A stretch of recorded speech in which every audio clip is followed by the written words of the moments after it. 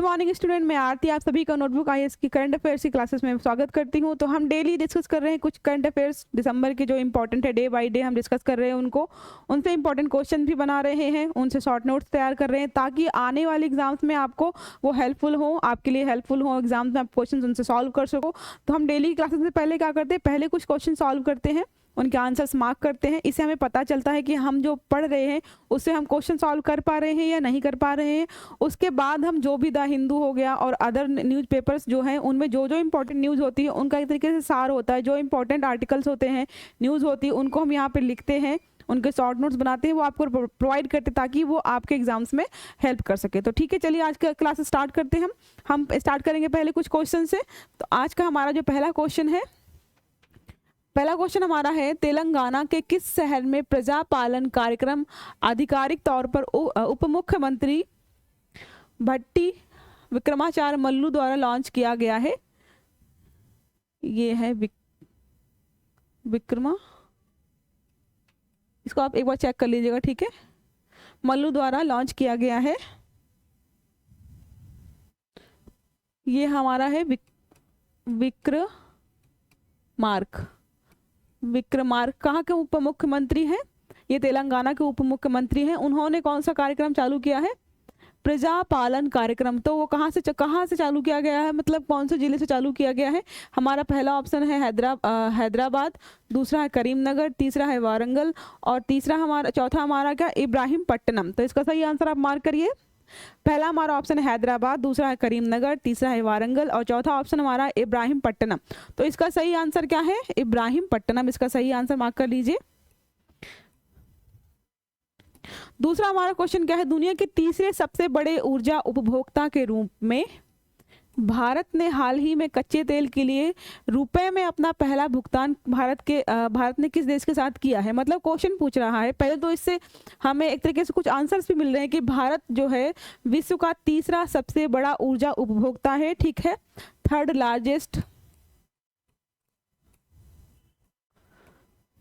Largest energy consumption अगर कहीं होता है वो कहाँ होता है?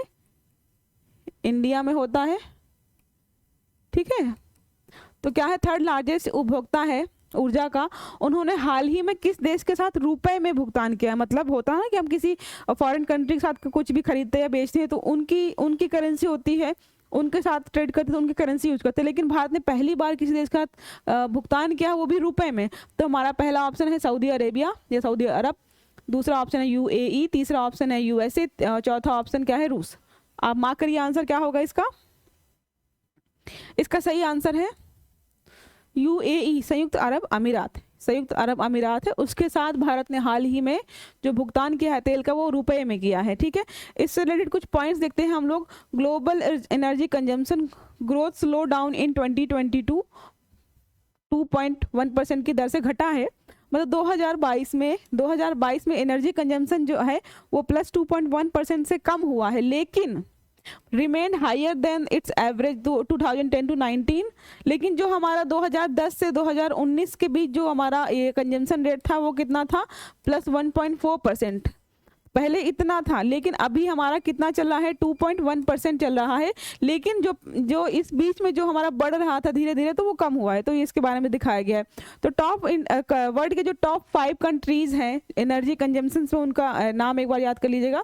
चाइना है पहले नंबर पर, दूसरे नंबर पर यूएस है, तीसरे नंबर पर इंडिया है, थर्ड लार्जेस्ट कंट्री है, फोर्थ नंबर पर हमारा है रसिया और 5वें नंबर पर हमारा है जापान। तो आप इनका याद रखिएगा कि एनर्जी कंजम्पशन में जो टॉप 5 कंट्रीज हैं, चाइना है, यूएसए और इंडिया है और रसिया है और जापान है। चाइना है, यूएसए, इंडिया है, रसिया है और जापान है। आप इनको याद रखिएगा। ये आपको किसी न किसी एग्जाम में हो सकता है कि सही क्रम निर्धारित करने के रूप में पूछ ले, या हो सकता है थर्ड ना पूछ करके आपका क्वेश्चन पूछे कि फोर्थ लार्जेस्ट कंट्री कौन सी है जो एनर्जी कंजम्पशन में है। तो आप इसको याद रखिएगा, ओके। नेक्स्ट हमारा क्वेश्चन क्या है, इसरो, ये इसरो होगा, ये है इसरो, ठीक है।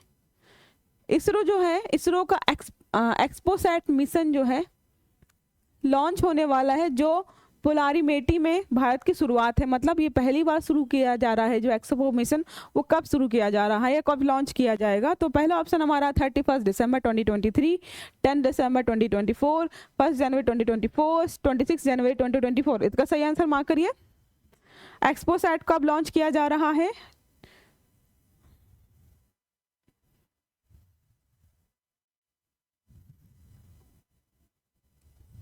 इसका सही आंसर हमारा है 1 जनवरी। 1 जनवरी 2024 को एक्सपो सेट लॉन्च किया जा रहा है।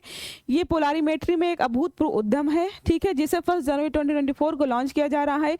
भारत में ये पहली बार है, ठीक है। इससे रिलेटेड टर्मोलॉजी बहुत ज़्यादा डिटेल्स में जाएंगे तो बहुत टाइम लगेगा। इसको हम आपकी साइंस की क्लासेस में कवर करेंगे, जो भी इंपॉर्टेंट पॉइंट्स होंगे इसके।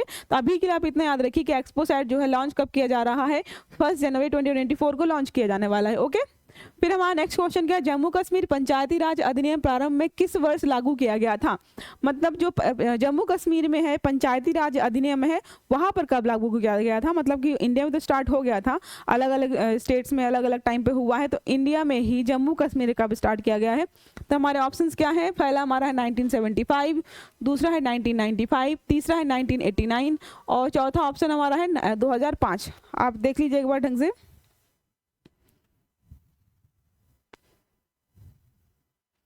सही आंसर मार्क कर लीजिए। आपने मार्क कर लिया होगा। हमारा सही आंसर है 1989। तो 1989 में जम्मू कश्मीर में पंचायती राज अधिनियम प्रारंभ किया गया था। 1989 में जम्मू कश्मीर में पंचायती राज अधिनियम लॉन्च किया गया था या स्टार्ट किया गया था, आप ये याद रखिएगा, ठीक है। इसमें थोड़ा सा डिटेल्स में मैंने लिखा हुआ है। उपराज्यपाल मनोज सिन्हा, मतलब कि 1989 में यहाँ के उपराज्यपाल कौन थे? तो उपराज्यपाल थे मनोज सिन्हा थे। नेतृत्व में प्रशासनिक परिषद ने जम्मू कश्मीर में पंचायती राज अधिनियम 1989 में संशोधन को मंजूरी दी थी। तो 1989 में यहाँ पे लॉन्च किया गया था या लागू किया गया था।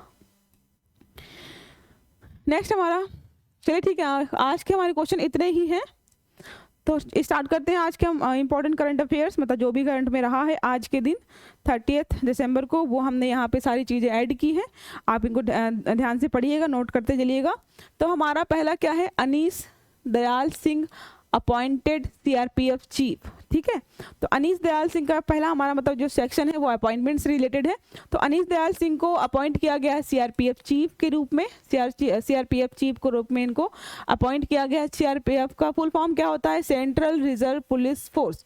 तो सेंट्रल रिजर्व पुलिस फोर्स जो है सीआरपीएफ के चीफ के रूप में अनीस दयाल जी को अपॉइंट किया गया है। इनका कार्यकाल कब से कब तक होगा? 31 दिसंबर 2024 तक होगा इसका इनका कार्यकाल, ठीक है। डायरेक्टर जनरल कौन है इसके? सीआरपीएफ के डायरेक्टर जनरल हैं विवेक श्रीवास्तव, ठीक है।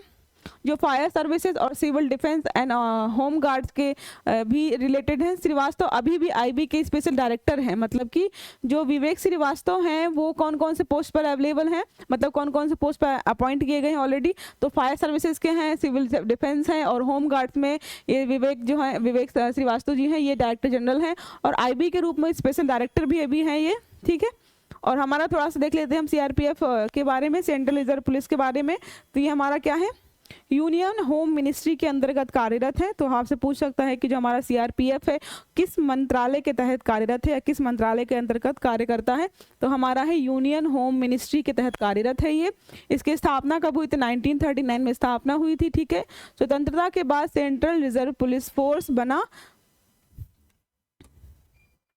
28 दिसंबर 1949 में सीआरपीएफ एक्ट के तहत। 28 दिसंबर 1949 को बनाया गया है ये, ठीक है। 1939 होगा ये, यहाँ पे भी 1939 होगा, ठीक है, कि 1939 में स्थापित किया गया है। ओके, होम मिनिस्ट्री के अंतर्गत ये कार्यरत है। नेक्स्ट हमारा क्या है? सीआरपीएफ का उद्देश्य क्या है, मतलब किस लिए बनाया गया है, उसका मेन उद्देश्य क्या है, क्यों काम करता है? तो सर्विस और लॉयल्टी, सर्विस प्रोवाइड करता है विथ लॉयल्टी, मतलब सर्विस और लॉयल्टी, सेवा और ईमानदारी के लिए काम करता है। हेडक्वार्टर कहाँ पे है सीआरपीएफ का? न्यू दिल्ली में है, याद रखिएगा सीआरपीएफ का हेडक्वार्टर कहाँ है? न्यू दिल्ली में है। नेक्स्ट हमारा है राहुल रसगोत्रा आईटीबीपी के चीफ बनाए गए हैं। राहुल रसगोत्रा किसके चीफ बनाए गए हैं? आईटीबीपी के चीफ बनाए गए हैं। आईटीबीपी का फुल फॉर्म क्या है? Indo Tibetan border police, Indo Tibetan border police है आईटीबीपी का फुल फॉर्म। ओके, आईपीएस अधिकारी है राहुल रसगोत्रा, उनका कार्यकाल कब तक होगा? 30 दिसंबर 2025 तक कार्यकाल होगा। तो 30 दिसंबर 2025 तक राहुल रसगोत्रा हैं जो आईपीएस अधिकारी हैं, वो आईटीबीपी के चीफ के रूप में कार्य करेंगे। ठीक है, आईटीबीपी के लिए थोड़ा सा पढ़ लेते हैं हम इसके बारे में, ये क्या है, कब इसका इस्टेब्लिशमेंट हुआ था, इसमें कौन कौन सी चीज़ें हैं, थोड़ा सा पढ़ेंगे। तो 1962 में इसको बनाया गया था आईटीबीपी को, after the 1962 war, India China war जो 1962 में हुआ था, उसके बाद इन्हें बनाया गया था। और इनकी अपॉइंटमेंट कहाँ होती है, तैनाती कहाँ होती है? वो हिमालय पर्वत पे होती है, चीन बॉर्डर पे। ठीक है, चीन बॉर्डर पे आईटीबीपी काम करते हैं या आईटीबीपी की तैनाती होती। हेडक्वार्टर कहाँ है? न्यू दिल्ली, हेडक्वार्टर इसका भी न्यू दिल्ली में है।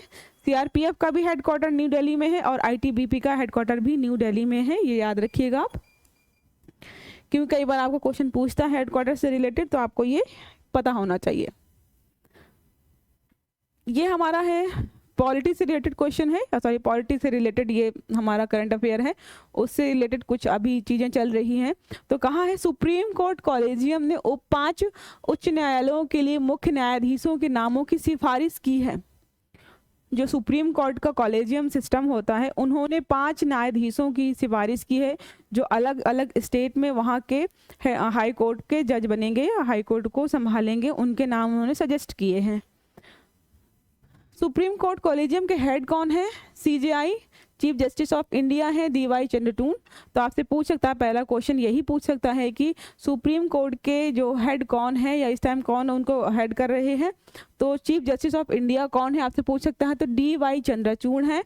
उन्होंने सजेस्ट किया है कहाँ पे? एक इलाहाबाद, राजस्थान, गुवाहाटी, झारखंड और पंजाब और हरियाणा का एक साथ, पंजाब हरियाणा का जो हाई कोर्ट है वो एक साथ काम करता है।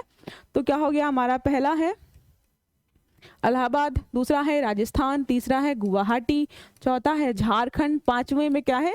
पंजाब और हरियाणा। तो इन्होंने 5 न्यायालयों के लिए मुख्य न्यायाधीशों के नामों की सिफारिश की है। कहाँ कहाँ के लिए? तो हम चलो देख लेते हैं कि कहाँ पे मतलब किस स्टेट के लिए कौन से नाम की सिफारिश की है। तो हम देखते हैं, पहला हमारा क्या है?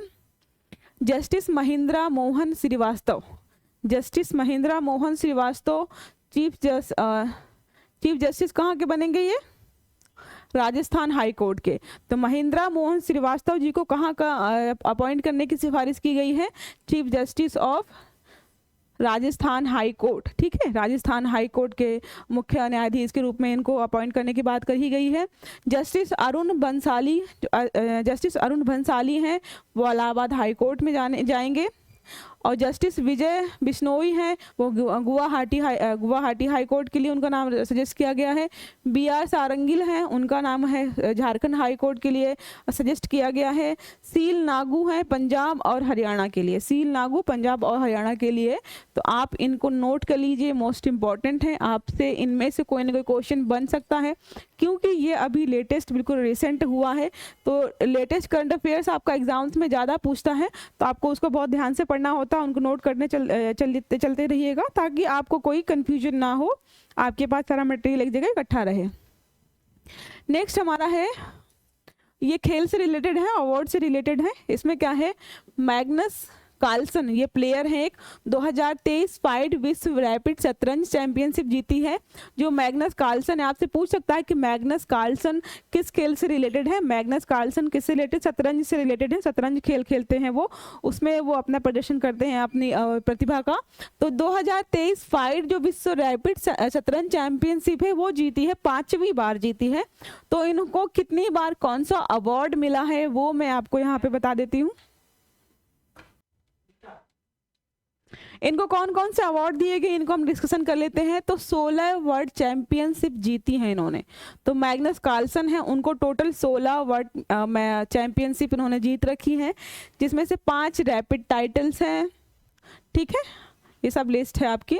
16 कौन कौन सी हैं, 16 जो है उनकी लिस्ट में कौन कौन शामिल हैं, तो 5 रैपिड टाइटल्स हैं, 6 ब्लिट्ज टाइटल्स हैं और 5 क्लासिकल टाइटल्स हैं। तो इसमें से ये तीनों हैं, तीनों में 5-5, एक में 6 मतलब इन्होंने जीती हैं, ठीक है। अगस्त 2023 में फाइड वर्ल्ड कप टाइटल जीता था इन्होंने, और भारत के ग्रैंड मास्टर जो है रमेश बाबू प्रपगानंदन को हरा करके इन्होंने वर्ल्ड रैपिड चैंपियनशिप जीती है, ठीक है। नेक्स्ट चलते हैं। नेक्स्ट हमारा है मिस्टर एलपी मेहंत के Srinivasulu receives man of the year 2023 award. मतलब मिस्टर एलपी हेमंत जो हैं उनको man of the year award दिया गया है। ये बहुत इंपॉर्टेंट हो जाता है क्योंकि ये साल में एक बार किसी एक को ही दिया जाता है, तो ये नाम आपको याद होना चाहिए। क्या है? मिस्टर एलपी हेमंत के श्रीनिवासुलू, ठीक है। ये है, इनको man of the year award दिया गया है, ठीक है। किसके द्वारा दिया जाता है, आपसे पूछ सकता है कि man of the year award किसके द्वारा दिया जाता है, तो ये दिया गया है अमित शाह के द्वारा। अमित शाह जो हमारे गृह मंत्री हैं उनके द्वारा दिया गया है। एलपीजी को हाल ही में the Latin America and Caribbean trade council का डायरेक्टर अपॉइंट भी किया गया है। तो आपसे पूछा जा सकता है कि हाल ही में किसे the Latin America and Caribbean trade council का डायरेक्टर अपॉइंट किया गया है, तो वो भी किन्हें किया गया है, मिस्टर एलपी हेमंत के श्रीनिवासुलू को किया गया है, ठीक है। नेक्स्ट हमारा क्या है, नेक्स्ट हमारा देखते हैं, नेक्स्ट हमारा पॉइंट क्या है। जस्टिस संजीव खन्ना को नालसा का एग्जीक्यूटिव चेयरमैन नियुक्त किया गया है। तो जस्टिस संजीव खन्ना को नालसा का चेयरमैन नियुक्त किया गया है, एग्जीक्यूटिव चेयरमैन नियुक्त किया गया है। उससे रिलेटेड है न्यूज़ हमारी अगली। नालसा का फुल फॉर्म क्या होता है? नालसा है नेशनल लीगल सर्विसेज अथॉरिटी, मतलब राष्ट्र की जो लीगल सर्विसेज अथॉरिटी है वो है नालसा। उसका फुल फॉर्म आप याद रखिएगा, नेशनल लीगल सर्विसेज अथॉरिटी है, ठीक है। इसके बारे में क्या है, लीगल सर्विसेज अथॉरिटीज एक्ट 78 के तहत इसको एक बार चेक कर लेती हूँ, 87 होगा यहाँ पे, 1987, ठीक है। तो लीगल सर्विसेज अथॉरिटीज एक्ट 1987 के तहत इनको स्थापित किया गया है। इसका काम क्या है, मतलब नालसा मुख्य रूप से किस लिए स्थापित किया गया, इसका मुख्य काम क्या है, मुख्य उद्देश्य क्या है, तो क्या है, provides free legal services to the weaker sections of society and to organise Lok Adalat for amicable settlement of disputes. मतलब पहला क्या, जो वीकर सेक्शन है सोसाइटी के, जो बहुत गरीब हैं, निचले तबके के लोग हैं, उनको लीगल सर्विसेज फ्री में प्रोवाइड करना। दूसरा इनका काम क्या है, दूसरा काम हमारा क्या है इनका, नालसा का, ऑर्गेनाइज लोक अदालत, लोक अदालतों को ऑर्गेनाइजेशन करना, मतलब लोक अदालतें बिठाना। तीसरा इसी में हो जाएगा एमिकेबल सेटलमेंट ऑफ डिस्प्यूट्स, जो डिस्प्यूट्स हैं उनको सेटल करना, उनको निपटान करना। जो मतलब हमारा न्याय सिस्टम है, जो मतलब हाई कोर्ट, सुप्रीम कोर्ट, बहुत सारे जो होते हैं उन पे जो केसेस हैं वो बहुत पेंडिंग रहते हैं, तो उन पे जो बर्डन है वो कम हो सके हमारे न्यायपालिकाओं पर या जो न्यायालय है। इसलिए नालसा बनाया गया था ताकि जो मामले बाहर सुलझाए जा सकते हैं लोक अदालतों के थ्रू या और भी बाहर सेटलमेंट किया जा सकता है उनका, उसकी वजह से इसको बनाया गया है, ठीक है। नेक्स्ट हमारा है extension of Bharatmala phase 1। Bharatmala phase 1 है रोड कनेक्टिविटी से रिलेटेड ये हमारी योजना थी जिसको स्टार्ट किया गया था, और इसको 2 फेज में कंप्लीट करना था, फेज 1 फेज 2। लेकिन अभी हाल ही में ऐसा देखा गया है कि 2023 के एंड तक इसको पूरा कंप्लीट करना था फेज 1 को ही, लेकिन इसका फेज 1 ही कंप्लीट नहीं हुआ है अभी। 2023 को फेज 2 भी कंप्लीट करने का इनका टारगेट था, लेकिन अभी फेज 1 का ही 40 to 45% कंप्लीट हो पाया है, तो इसको फिर से एक्सटेंड करना पड़ रहा है। तो 6 साल और आगे बढ़ाया गया है फेज 1 को कंप्लीट करने के लिए, क्योंकि गवर्नमेंट ने बोला है कि अभी जो लैंड एक्विजिशन है वो नहीं हो पा रहा है, जीएसटी जो है वो बहुत ज़्यादा पड़ रहा है, तो मतलब बहुत सारी प्रॉब्लम्स उन्होंने बताई हैं जिसकी वजह से जो हमारी परियोजना है वो टाइम से कंप्लीट नहीं हो पाएगी। इसकी वजह से 6 साल और एक्सटेंड किया गया है इसे। तो इसके बारे में कुछ देख लेते हैं हम, क्या है 6 ईयर एक्सटेंड कर दिया गया है फेज 1 फाइनेंशियल ईयर 2027-28 तक, मतलब 2027-28 तक इसको एक्सटेंड कर दिया गया है। भारतमाला परियोजना है क्या, मतलब क्या है इसके अंतर्गत। सेंट्रली स्पॉन्सर्ड है, centrally founded road and highways and development projects है, मतलब रोड्स बनाना और हाईवेज बनाने से रिलेटेड है भारतमाला प्रोजेक्ट जो है। 2 फेज में पूरा करना था, मैंने बताया आपको 2 फेज में से पूरा करना था। उद्देश्य क्या था इसका, मोटो था develop road connectivity linking border areas, मतलब कनेक्टिविटी बढ़ाना था। जो बॉर्डर एरियाज थे, जो दूर दराज के क्षेत्र थे, उनको कनेक्ट करना था, कनेक्टिविटी बढ़ाना था एक तरीके, जहाँ पे रोड्स नहीं है या मेन हाईवेज कनेक्शन नहीं है, वहाँ दूर दराज के क्षेत्रों को मेन हाईवे से जोड़ना था इसका मुद्दा, ठीक है, इसका जो मेन एम था। कोस्टल रोड्स मतलब कोस्टल एरियाज है उनको जोड़ना था। पोर्ट नेशनल कॉरिडोर्स था, जो पोर्ट है उनको कॉरिडोर से जोड़ना था। इकोनॉमिक कॉरिडोर्स को इसे हाईवे से कनेक्ट करना था।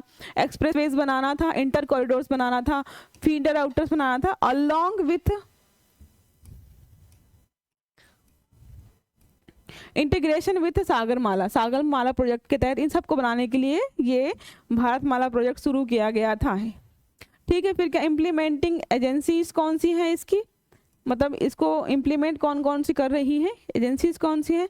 National highway authority of India NHAI है। फिर दूसरा हमारा क्या है, national highway and infrastructure development corporation limited NHIDEL है। And state public works department, जो स्टेट की छोटी छोटी पब्लिक वर्क्स डिपार्टमेंट्स होती हैं, ये सारी मिलकर एक साथ काम कर रही थी। तो हमारा पहले कौन कौन सी अथॉरिटीज़ हैं या कौन कौन सी चीज़ें काम कर रही है एक साथ इसमें, एक बार फिर से देख लीजिए। इसको एजेंसीज है, NHAI है, ठीक है। दूसरा हमारा है NHIDEL है, और स्टेट की जो PWD होते हैं ना, पब्लिक वर्क डिपार्टमेंट जो होते हैं, वो हैं। तो चलिए आज की क्लास हम यहीं तक रखते हैं, ठीक है। आई होप आप हमारी डेली क्लासेस फॉलो कर रहे होंगे।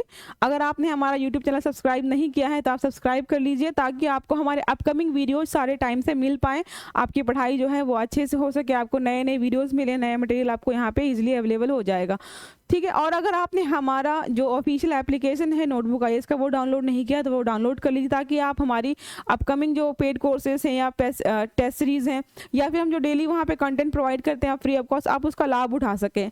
तो क्योंकि हम बहुत सारी चीज़ें आपको प्रोवाइड कर रहे हैं, जैसे कि हमने आपको कई बार बताया है ऑलरेडी कि हम टेस्ट सीरीज दे रहे हैं, प्रीलिम्स की हो, मेंस की टेस्ट सीरीज दे रहे हैं, PYQ सॉल्व करा रहे हैं, MCQ सॉल्व कराते हैं, डेली मेंस के आंसर प्रैक्टिस भी सॉल्व करा रहे हैं। तो आप इन सबका फ़ायदा उठाना चाहते हैं या हमसे जुड़ना चाहते हैं तो आप हमारा एप्लीकेशन डाउनलोड कर लीजिए, ताकि आपको ऑफलाइन और ऑनलाइन सभी सुविधाओं का लाभ मिल सके।